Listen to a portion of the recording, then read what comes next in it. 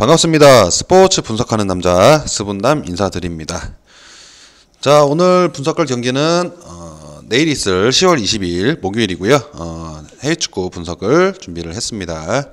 구독과 좋아요 한 번씩 부탁드리겠습니다. 자, 챔피언스 리그를 지금 계속 하고 있는데 챔피언스 리그가 역시 리그와 병행을 하다 보니까 조금 다소 어려운 부분도 있는 것 같습니다. 그래서 특히 또 1차전이죠. 챔피언스 리그 조별리그 1차전이기 때문에 어느 정도 그런 부분들을 좀 감안을 해서 배팅을 하시면 좋을 것 같습니다. 그래서 오늘 분석은 조금 초점을 조금 더 데이터를 기반한, 그리고 최근의 흐름을 반영한 좀 신뢰성 있는 데이터들로만 구성을 좀 했고요. 자, 4경기 오늘도 분석을 했고 8경기 중에 좋아 보이는 것만 한번 해보도록 하겠습니다. 자, 그래서 첫 번째 경기 1시 55분 경기고요. 나머지 3경기는 4시 경기입니다. 시간을 참고하시면 좋을 것 같습니다. 자, 그래서 레알 마드리드 대 샤크타르 경기가 있는데, 우선 레알부터 보면 10월 18일 날 홈에서 카디스에게 패배를 했죠. 1대0 패배를 했고, 사실 홈에서 레알 마드리드가 패배할 거라고는 생각 다들 못 하셨겠지만 배당도 그랬고, 근데 어쨌든 패배를 했는데 조금 아쉬웠던 그런 흐름이었다, 레알 마드리드 입장에서는. 그래서 이번 경기도 홈에서 이제 레알이 다시 홈에서 경기를 치르는 상황이기 때문에 뭐 체력적인 부분이나 그런 부분에 대해서는 좀 괜찮을 것 같다라고 보여지고, 어제 바르셀로나가 5대1로 홈에서 승리를 했죠. 챔스 첫 홈 경기를. 어제 바르셀로나도 감독 인터뷰에서 엘클라시코만큼 중요하다라고 했는데, 오늘 레알 마드리드 입장에서도 바르샤도 5대1로 승리를 하고 엘클라시코를 준비를 하고 있을 겁니다, 지금. 그래서 레알 역시 반드시 여기서 샤크타르를 잡고 그 기세를 이어가서 엘클라시코를 하고 싶어 할 것 같죠. 그래서 엘클라시코를 좀 앞두는 상황에서 어느 정도 바르샤와의 그런 신경전이 좀 있지 않겠나라고 보여지고, 다만 이제 그 주장 라모스가 출전이 조금 불투명한 상태이다 보니까 어느 정도 확인은 해봐야 되겠지만, 어쨌든 출전이 불투명한 상황이고, 그리고 레알의 특징이 측면을 활용하는 활용도가 높죠, 중원보다는. 그래서 측면을 많이 활용을 하는데, 마침 이 샤크타르가 측면 수비가 조금 불안하다라고 일단은 볼 수가 있는 상황입니다. 그래서 배당을 봤더니 1.25 대 6.25 11배의 배당인데, 역시 레알의 승리가 유력시되는 이런 상황이고, 언오버 기준점은 3.5점이다 라고 볼 수가 있습니다. 상당히 좀 높죠, 점수가. 그리고 두 번째는 샤크타르. 일단 샤크타르가 수비가 나쁜 팀은 아닙니다. 리그에서도 그렇고 전반적으로 수비가 괜찮은 팀이고, 가장 잘하는 거는 삼선과 이선의 그런 수비 조율, 간격 조율이 가장 좋다라고 평가가 되는 팀 중에 하나인데, 대신에 이제 좀 약점이 있다면 수비 조율은 괜찮긴 한데, 측면에서 가끔 어이없게 좀 뚫리는 그런 모습들이, 공간 침투에 대한 수비가 대응이 한 박자씩 늦다 보니까 그럴 때 가끔 실점을 좀 하더라라고 일단은 분석을 좀 해볼 수가 있고, 그래도 샤크타르가 하면 또 떠오르는 이미지는 공격적인 모습의 그런 샤크타르가 좀 떠오르죠. 근데 그 필두에 모라에스가 이제 지금 현재 그 득점에서 상당히 잘해주고 있는 모습이고, 그래서 모라에스를 필두로 타이송과 마를로스가 측면에서 서포터를 같이 해주는 상황이다라고 볼 수 있기 때문에, 사실 레알도 그렇지만, 레알은 사실 수비가 좀 좋은 팀이죠. 공격도 좋은 팀이지만 최근에 경기를 봤을 때는 득점력은 좀 다소 무뎌진 것 같아도, 역시 레알만의 그런 특유의 수비력이 받쳐지는 경기를 이끈다라고 볼 수가 있고, 샤크타르가 측면에서의 수비만 좀 보강을 하고, 레알에 어차피 원정을 온 거니까 다시 또 샤크타르 홈을 갈 거 아닙니까?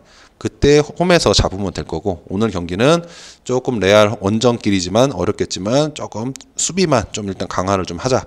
그리고 한 골 차로 모라에스를 필두로 해서 한 골 차로 승부를 하자, 이런 전략이 좀 나오지 않겠나라고 생각이 됩니다. 그래서 3.5점 정도 기준이면 이 정도 점수면 한번 언더로 가볼만 할 것 같다라고 조금 보여집니다. 사실 샤크타르가 레알을 상대로 골을 많이 넣어봐야 한 골 정도에서, 진짜 많으면 2골이겠죠. 근데 2골은 거의 힘들 것 같고, 사실상 한 골 승부가 될 것 같은데 3.5점을 준다는 거는 조금 언더가 좀 유력하지 않겠나라고 일단은 봅니다. 그래서 저득점만 일단 보도록 하겠습니다. 자, 두 번째 경기 4시 경기입니다. 4시 경기고요. 아약스 대 리버풀의 경기. 배당은 4.6, 4.1, 1.7의 그런 상황이고 언오버 기준점은 3.5점입니다. 자, 그래서 지금 아약스 같은 경우에는 아약스부터 볼게요. 이제 중원의 핵심인 반더빅이 지금 맨유로 갔죠. 맨유로 갔고 그 다음에 측면 윙어죠. 지에우가 첼시로 떠났고 그리고 오른쪽 윙백인 데스트가 바르샤로 갔습니다. 그래서 좀 어느 정도 주전 선수들의 조금 이적이 있었기 때문에 좀 약간 전력 누수가 있는 거 아니냐라고 좀 생각이 드는데 그나마 다행인 거는 클라센이 복귀하면서 반더빅의 자리를 조금 메꿀 수 있을 것 같다라고 보여지고 아약스가 또 유망주를 많이 배출하는 팀이죠. 그래서 유망주들이 가끔 나와서 활약을 좀 많이 하는 그런 상황이다라고 일단 볼 수 있습니다. 그리고 아약스가 챔스에서 그랬지만 언제나 그랬듯이 좀 강했죠. 괜찮은 모습을 항상 보여줬고 조별리그에서도 그리고 홈에서 특징이 약간 상대팀을 홈 어드밴테이지를 이용하는 건지 모르겠지만 항상 압박을 열심히 하면서 상대를 좀 상대가 어떤 전술을 들고 나와도 그거를 실행할 수 없게끔 만드는 그런 강한 압박과 주도권을 항상 쥐고 있었다라고 보여집니다. 그래서 아약스의 조별리그 성적을 과거 성적을 보면 홈에서의 성적은 상당히 괜찮지만 원정에서는 조금 또 이런 모습이 없어지는지 모르겠죠. 이런 압박이 잘 안 되나 봐요. 원정에서는.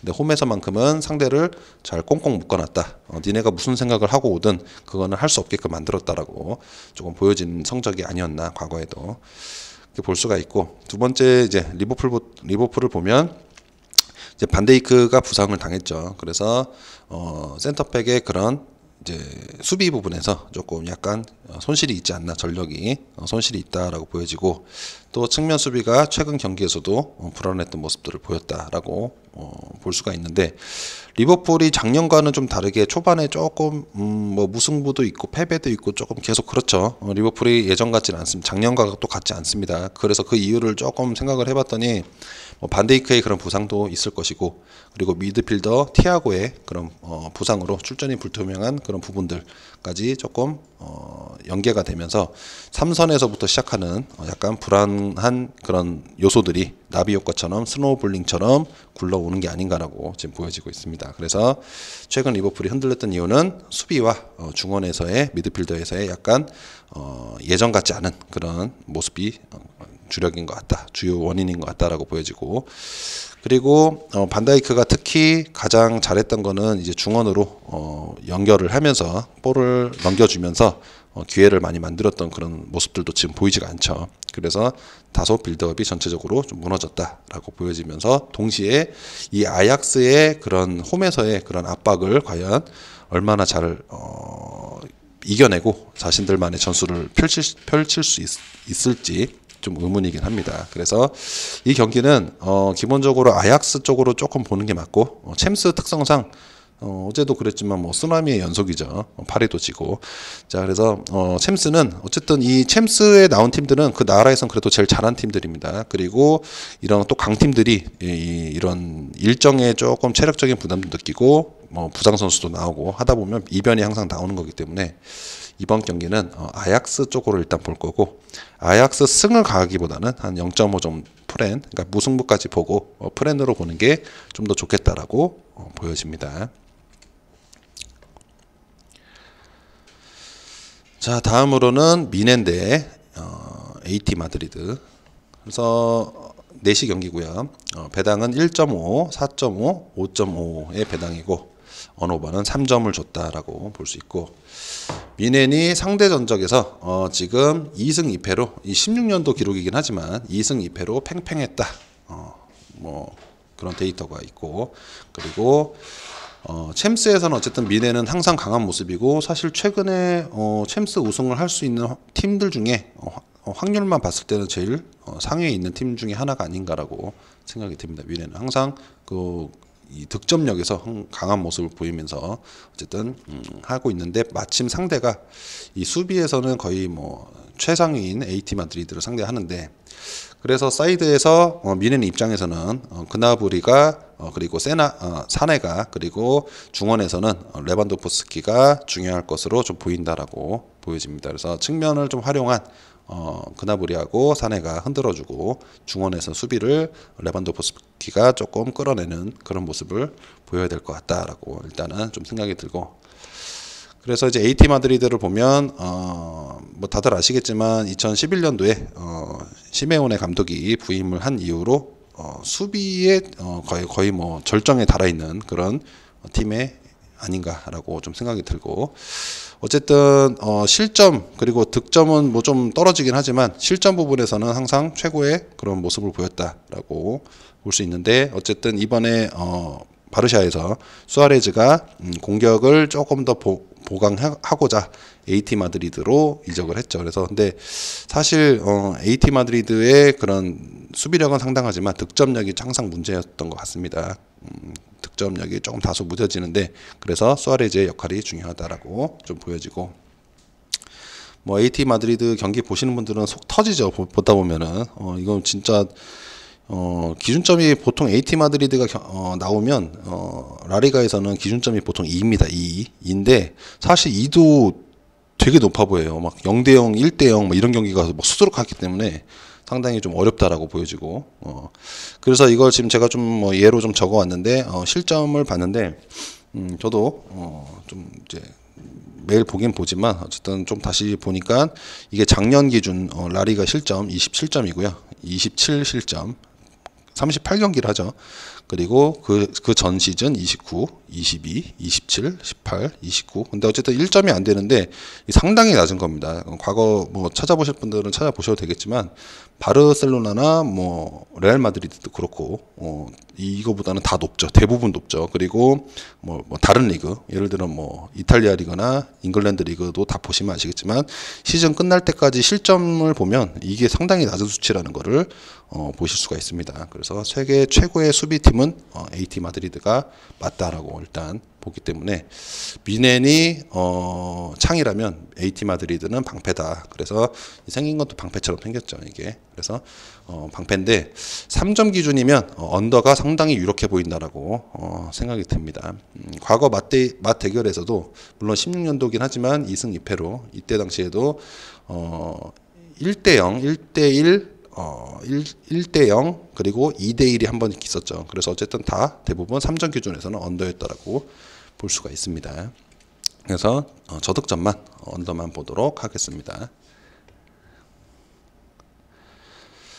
자, 그 다음에 인터밀란 대 미넨 글라트바흐. 그래서 4시 경기고요. 1.57, 4.43, 5.50의 그런 배당률을 볼 수가 있고, 언오버는 2.5점으로 일단 확인이 됩니다.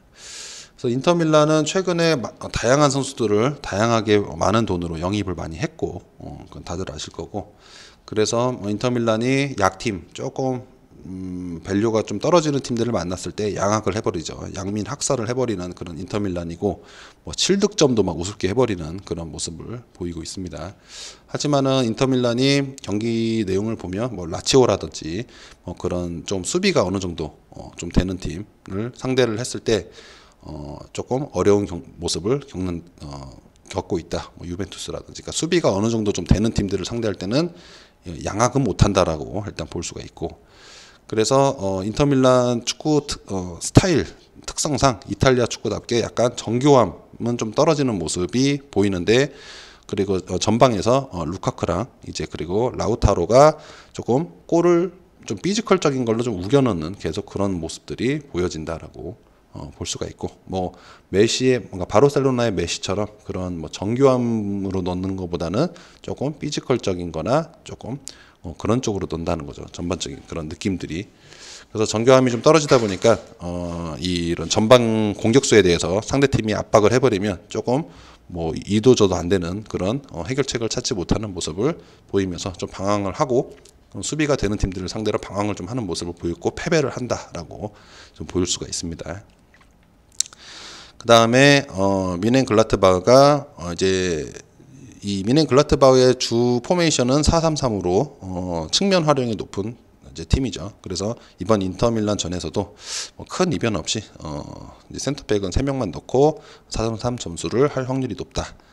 측면을 활용할 것이다라고 보여지고, 아무래도 중앙에서부터 시작되는 패스로 점유율을 계속 올리는 그런 스타일의 미넨 글라트바흐이기 때문에 점유율 축구를 할 것으로 보이는데, 또 마침 상대가 인터밀란이고 피지컬도 만만치가 않죠. 그런 상황이기 때문에 자칫하다가 패스미스라든지 뭐 헤딩으로 인해서 볼을 소유권을 놓쳤을 때 역습으로 이어지는 취약한 모습을 리그에서도 자주 보였고 실점을 했다라고 볼 수가 있고, 아마 미넨 글라트바흐가 어쨌든 이번 첫 경기니까 원정이잖아요. 그러니까 원정이니까 뭐 승리에 대한 욕심은 좀 버리는 그런 모습을 보인다면, 너무 공격적으로만 하지 않고 좀 수비를 좀 더 보강해서 한다고 하면 이번 인터밀란전에서도 뭐 패배는 면하지 않겠나라고 좀 보여지기 때문에 무승부 쪽으로 일단은 무승부 사이드로 일단 보고 보면은 미넨 프렌 쪽이 좀 더 낫겠죠. 무승부를 기본으로 본다는 거는. 그래서 무승부를 가기에는 좀 부담된다 하시는 분들은 프렌으로 가시면 좋을 것 같습니다. 그래서 미넨 글라트바흐 프렌으로 한번 보도록 하겠습니다. 그래서 지금 바로 소통방에 오셔서요, 매일매일 스포츠 조합픽 받아보시고요, 영상 아래 고정 댓글 확인해 주시기 바랍니다.